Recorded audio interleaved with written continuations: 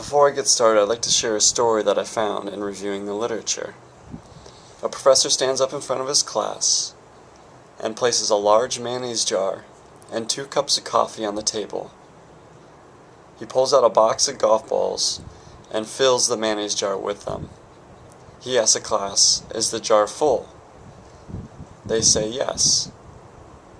He then pulls out a box of pebbles and pours them over the golf balls and shakes the jar slightly so that the pebbles fall in the spaces between the golf balls. He once more asks the class, "Is the jar full?" They say yes. Next, he pulls out a box of sand. He pours the sand over the golf balls and the pebbles, filling the spaces between the pebbles and the golf balls, filling it even more.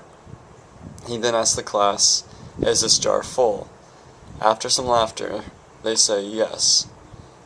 He then takes the 2 cups of coffee, pours them over the sand, pebbles, and golf balls, filling any space that is left over. He then proceeds to ask the class, "Is the jar full?" And they unanimously say yes. This story speaks of life priorities, where the golf balls are the big things in life. Whether it's your health, your family, your friends, the passions in your life, these things, if everything else was lost, your life would still be full. But if you spend too much time on the small stuff, the sand, you don't have any room for the big stuff, the important things in life.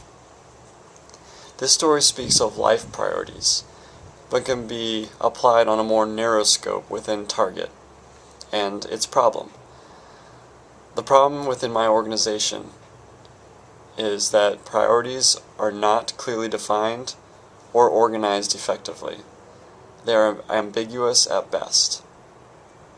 And some important findings that I found in the literature regarding priorities is, first, that time is a precious resource and needs to be spent wisely, which we all know.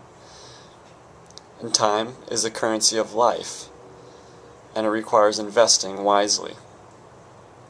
Next point, it's easy to change priorities every week, but instead of helping you change patterns, these systems can end up merely creating evidence to justify the scattered way you spend your week, and only discipline leads to real change. And the next point, when your organization focuses on the highest priorities, then employees won't feel overworked. They'll feel confident about putting the other non-important things aside, and they'll always contribute value. Again, communication must cascade all the way up and all the way down in order for everyone to feel that they are adding value to the company. And my last point is that priorities help every employee know that they are helping the company manage their time wisely and move the company forward, and not just merely being the ones to pick up the garbage. I anticipate in finishing this project in one obvious way: establishing priorities. Time is precious, and I need to choose when I'm going to do schoolwork, when I'm going to have life, and when I'm going to work.